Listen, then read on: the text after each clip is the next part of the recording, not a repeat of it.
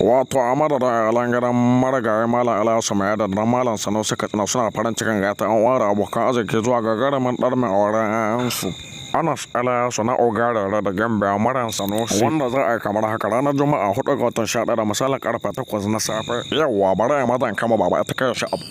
Wato za a ɗaura wannan gagarumin aure a cikin garin Katsina da haka Yalo ba da ku za ana ba. Na hana ka an bata shi daga. Hankali dai za ka yi Yalo an. Gaskiya an daman kastan wallahi. Hankali za ka yi Yalo ka san ba a zuwa da yara. Oh my god ne a tara ne mana. Yawwa ka tuna da hanyar Zamfara to ta canza Na mu. fasa Allah da ka kula ha. Amin amin Yalo ka bin kai gida wani sakon ka ga mu. Sakona na ɗara na barawa gaba ka ce ina gaida an goso dubu kuma na ce Allah wangiji ya ba su zaman laha da zuri'a ɗaya. Amin amin Yalo amarya za ta ji ango zai ji. Amin amin sun gode amarya ta gode ango ya gode sai mun dawo. Amarya za ta ji kuma ta gode.